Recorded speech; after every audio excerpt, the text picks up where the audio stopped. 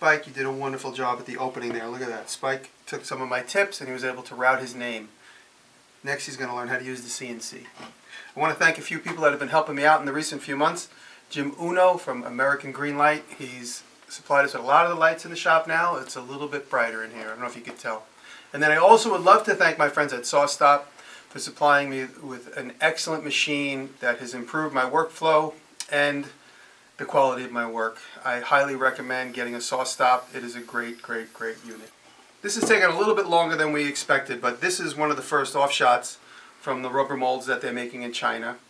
And just to give you a little bit of insight why it takes a long time, we sent over drawings, David sculpt of Spike, and this is what they sent back. Now you tell me, Spike, does that look like you? He doesn't think so either. So they redid Spike. They did a few touch-ups on me. They made me look a little bit less like Drake. So this is going to be in the mail in mid-March to the consumer. So you guys who ordered this and supported me, thank you very much. Another quick update on the building upstate. Engineering drawings are being done right now, and I'm trying to figure out a few creative ways to raise funds to pay for that. The foundation is going to be paid for by me, and then subsequently the rest of the building we're going to figure it out. I might just have to take a loan out. But thank you for supporting me in all my efforts, and now let's jump into some tips. Thank you. Well done, Spike. Look at that. Okay, we'll get right into it. This is a DeWalt little handheld panel router. I love this little thing. The wrench is connected always to the end of the cord. This, for me, in my life, I lose everything. I don't know why. I just have that gene. I'm born that way. I lose everything. So if I don't attach stuff to things, I lose them. So the wrench is attached to this. So it's always there. This is the bigger router where you have the collet that takes the 1/2-inch shank and also the 1/4-inch shank. When one is not in use, it always gets lost in my world. So I have this little piece of wire right at the back of the plug. And when I'm using one, the other one is right here in waiting at the back of the plug. I could put it in a drawer, I can keep it in the box, but in my life, I always lose the one that I'm not using. If I do this, I never lose it. So if you come to my life and you notice a couple of the routers I have laying around that take 2 different shanks, because I have a rigid, I have Porter cable, I have DeWalt, I have Craftsman, I have a Skill router, an old one. And whenever they have 2 collets, one is always on the wire and the other one is always in the machine. Why don't you use copper? It wouldn't fatigue. It would last longer and it won't mar up your collet, right? Okay, I'll use copper. I'm just saying. Oh, no, I'll use copper. I'll change it. It doesn't fatigue. I'll change it right now.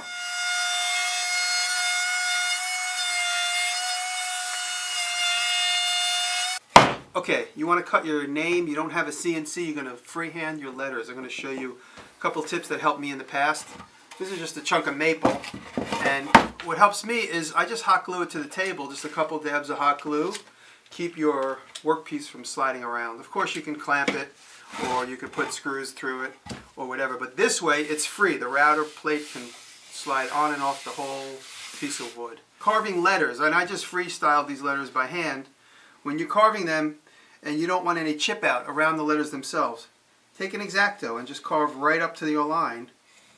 If you go around, let's say you're going to use like a veneered plywood, you could score the contour with your X-Acto knife and you end up with a nice cut nearby there.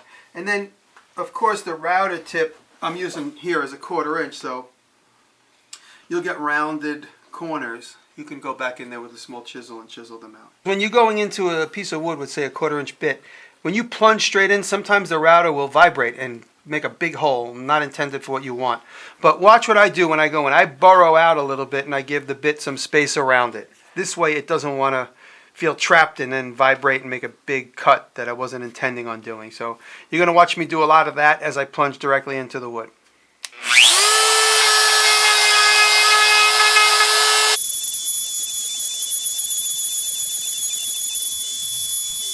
One thing you'll notice is that I'm not letting the bit get completely surrounded by the material. I'm just always scraping away material so that the bit is never trapped. That's when you get that vibration that'll really mess you up.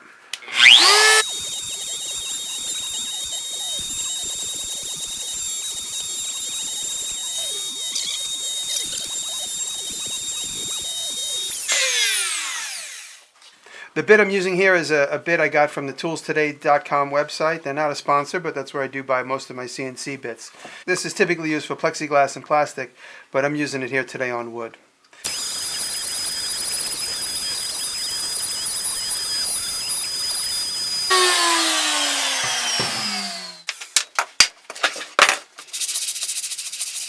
One important thing to be aware of is you don't want to overheat the bit, so you don't want to go too deep too fast.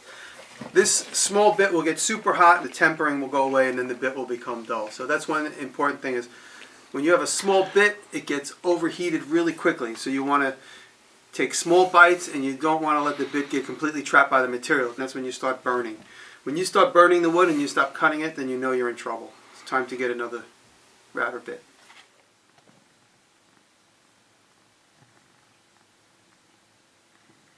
Just want to show you another technique if you're going to be doing some sign work. Actually, nice little technique I learned when I was a little kid. Take any color spray paint. Okay, now I flooded those letters with the color. I'm going to have to let it dry, and once it dries, we'll scrape the paint off either with a hand plane, a scraper, or a belt sander, and you'll see how nice those letters look. So now that the paint has dried, I got a little hand plane here.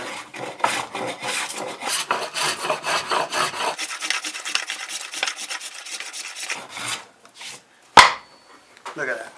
Now imagine if that was like a street address sign or whatever. Just flood it with paint, let it all dry, and then just sand it off. I'll throw it through the planer, the surface planer.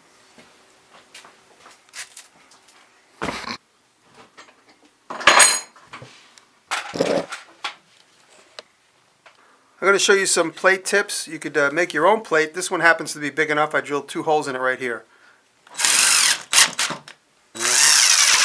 My router is right on the table. So that's useful if you're doing a lot of small pieces of trim here and there and you need your router right near you. The alternative to that is taking this and putting it in the vise. It's just another way of going if you do not have a router table. Just stick your router in a vise.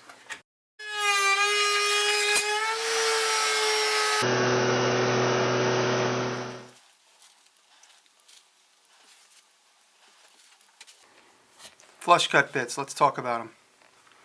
A lot of times when you're using a flush cut bit, suddenly you realize you're off the pattern and you're into your wood because this happens. Your bearing is gone, you don't know where it is. It's been gone and you didn't realize you were riding on that little piece, which is a real bummer, and it's happened to me. And you could see this particular bit, I lost it. It's somewhere in the shop, I have no idea where. But one important thing to do is always make sure it's oiled, even after every couple of cuts, because the glue, the spray glue, whatever that contact cement is, say for instance you're cutting a laminate and the laminate glue is getting all jammed up inside of that bit. If you keep it oiled, the laminate glue will not stick to the outside of it and also will keep it moving. Because what happens is the vibration of it not moving, or at least being a little bit stunted, will cause this screw to come out. And what I often do is when I get a brand new flush cut bit, I take the screw out and I put a little dab of crazy glue and I screw it back in. You could also use thread lock. I use crazy glue all the time. It's the same thing. The other thing too is to make sure that they're not worn out, because what happens is this one sounds a little loose. You can see this is a cheap one, but you see how loose that is. You want to make sure that your bearing's not going to fall apart, not necessarily just fall off, but it could also fall apart. Yeah, so it's important to check a bit even if it's brand new out of the package, because at the factory they sometimes just hand tighten these. They don't care at all. So when you get it, you think, oh, I got a brand new bit, I'm going to be styling. And within 5 minutes, your bearing's gone, your nut's gone, and you've cut into your laminate. So it's important always to check that little nut and use a little crazy glue to keep it in place. And then also put a little oil on this so the crazy glue doesn't leak into it. And let that dry real good, and then we'll just go over it with either a hand plane, a belt sander, a scraper, and then the letters will go up. This is the bigger router. And I made this plate for a couple of reasons, and you see how? Because I was taking it on and off so much during a one big job when I did that restaurant job. It was a whole summer long. So I ended up just drilling holes right through this plate so that I can just take it on and off easily. I just simply add it to it.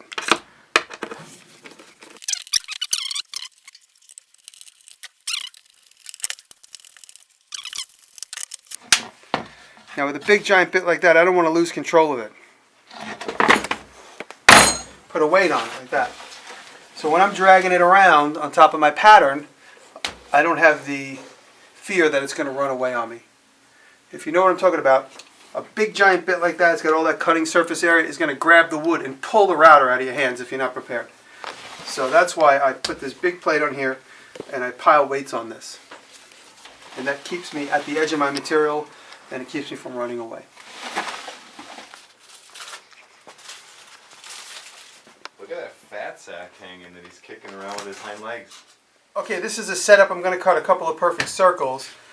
I have this long piece is my radius. I have it screwed right here, so my radius is going to be about 10 inches right now.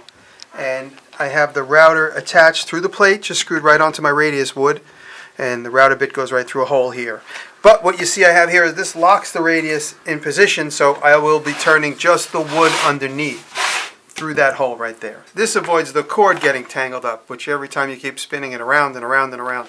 And I'm going to take a few passes because one solid pass is going to overheat the bit. So I'm going to probably do 2 or 3 passes till I get all the way through the wood. Come watch.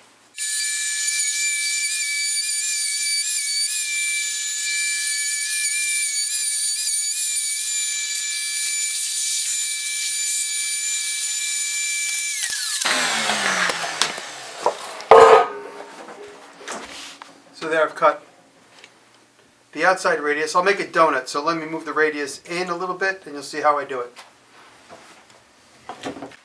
Just take the center out and then I'll move it down to wherever I need to.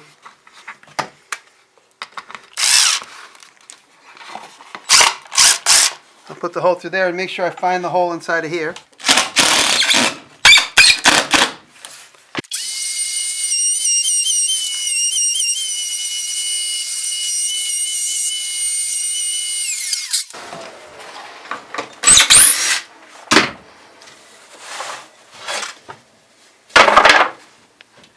Just to make clear, I'm connected through my pivot point in the center of the circle, then I'm just connected somewhere off to the left or the right.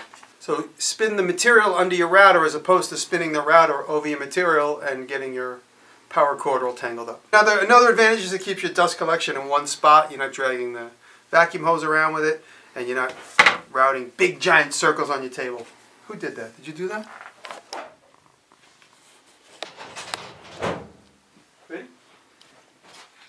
I'm just going to show you an example of how you should really build up to the depth you want. Don't try and take it in one big pass, especially on a hardwood like, say, for instance, oak or maple. We have a piece of pine right here, so I'm going to experiment. I'm going to do a couple of passes, then I'm going to do one big thick pass.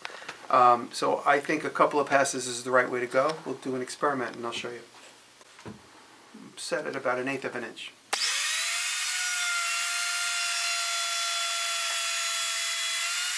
And I just did a typical cut, which is pushing into the wood, and that means the bit is coming out in like this direction. So by climb cutting, you're pushing the bit into the wood. It's going into the cut. When you're just cutting typically, it's cutting away from the wood, and that's when you can get a good chip out or a bad chip out, because chip out is bad.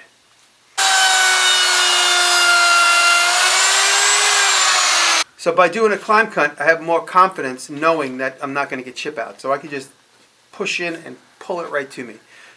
Climb cutting is also dangerous though, because if you have a big deep cut, the router could run at you. So you got to be careful and just be ready for that.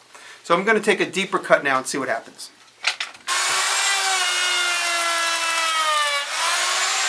Right here you see a little chip out, but this wood is so soft I'm not going to get that chip out that I think I'm going to show you. But you just got to be careful. Always take a couple of passes till you get to where you want. It's usually recommended. And then I want to just show you a couple of other things, especially if you're doing a dado cut. You can see this bit right here. This is just a bit I picked up. I buy a lot of stuff used, and I bought a drawer full of router bits, and this was in there. But this is a bit that Dave picked up, and you can change the bearings on them. So it changes the diameter away from the edge of the cut. So you can go 1/4 inch, 1/2 inch, or 3/8 of an inch, depending upon the bearing you put on the shank. This is a little kit that comes with all the parts. It comes with the wrench, the bearings, the washers, and this one bit. It's a little rabbiting kit, so you can change the depth of your rabbit by changing the bearing.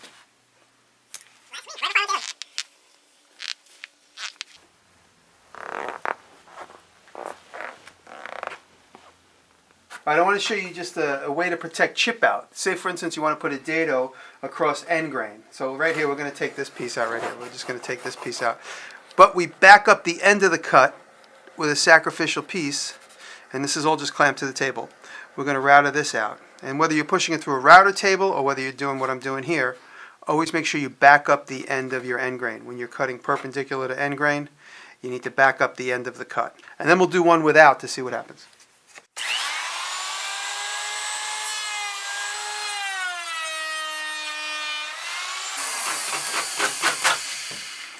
So there's our piece. We have a nice big rabbet with no chip out. Now let's experiment and not back it up, and you can see what could potentially happen. So that's what would happen if you didn't back up the end grain cut. You get that, what's commonly referred to in the business as tear out. Back up your end grain cuts. That's what my mother always told me.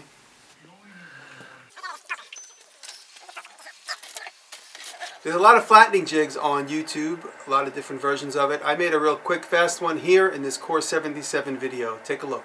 And I put these rails on. These rails are about 7 inches high. And I've screwed the log to the table in a couple of key spots. And now there's my carriage. That carriage is going to carry the router. And there's the router. And that router has a 1 1/8 inch bit on it. And so here I go. This was the first pass, which took the most material away. So I'm going slow back and forth, and it's kind of satisfying. It's like a CNC machine when it starts to get really quick when it gets to a small cut. My very first idea. And now that's actually a cool shot with the new GoPro Session. I had it just hot glued up underneath the carriage. I had it wrapped with gaffer's tape, and then I hot glued the gaffer's tape to the carriage. And now he's sitting on his pizza flavor combo. So here I have a situation where I have a Formica edge and a Formica top. This is obviously just a demonstration. Sometimes when we do a flush cut, especially when we have like a white, or we don't want to damage any of this surface, you might end up skimming the face of this side while you flush cut it if you're not careful. So what I like to do is put maybe 1 or even 2 layers of tape to give the router a little standoff. So just a couple of widths of tape will give that flush cut a standoff, and then I could bring it in nice and tight with a file. So let's cut that and see what happens.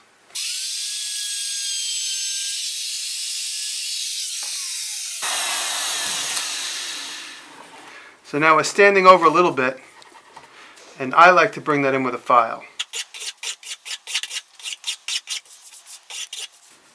There. The tape is just a little protection, a little standout, and also protects the surface. This is Formica from the lumberyard. It's kind of junky stuff. It didn't come with a protective coating on it, but if it did have a protective peel on it, I would leave it on as long as possible.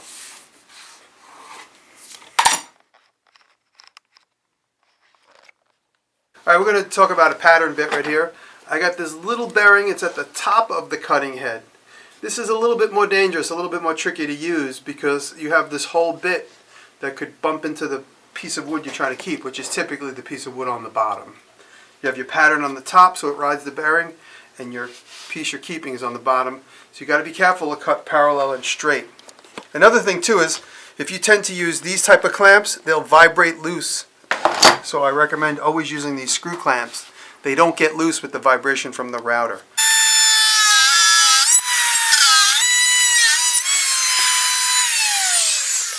So there's my pattern,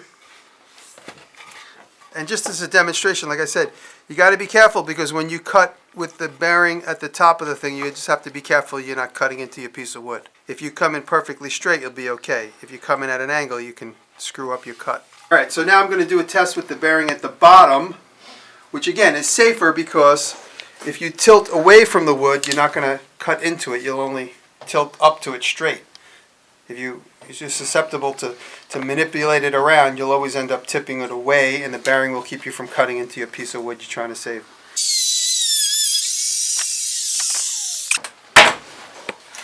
In this case, I was clamping to it, but sometimes if I have the option to, I just screw my pattern right to the other side of the wood. it's safer because then you could manipulate it all around and everything stays in place. So, when trying to decide what pattern bit to use, I say it's safer to use one with a bearing on the bottom. Thanks, bro.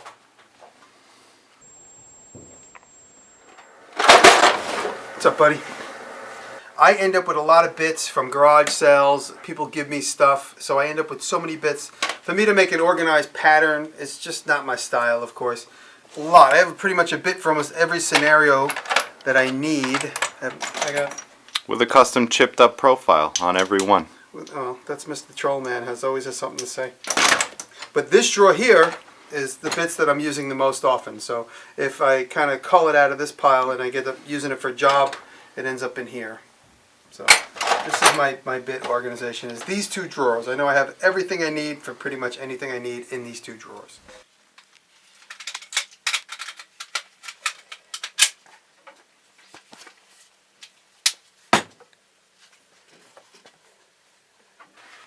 Did you see my glasses? I got it. Can you see it? No, it's typed a little small. No, read the third line down. Okay, It's third step. You got it? I got it. Okay, we're ready for the next one. Yeah. You got it? Third Yeah. line down. I got it. Okay, I see it. I got it. Perfect.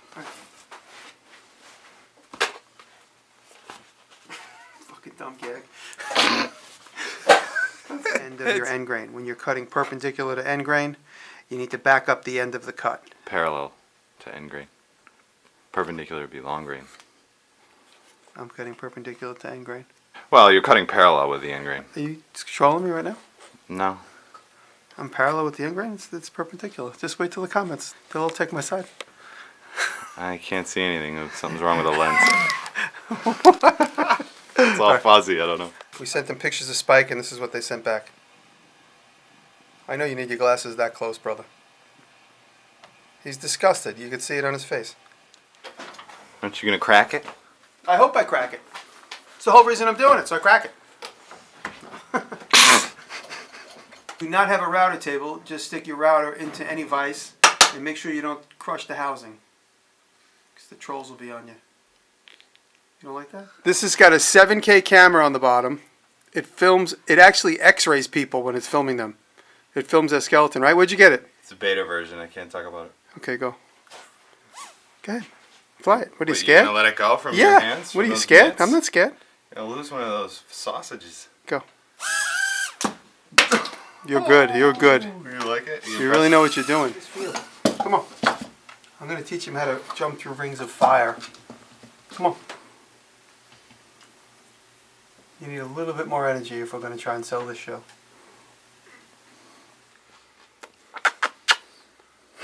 Oh, he's going to give me some time. No eye contact. Come on. No red jelly beans. Come on. No eye contact. Come on. Let's have it. Come on. Anything to say to the audience? Thanks for watching.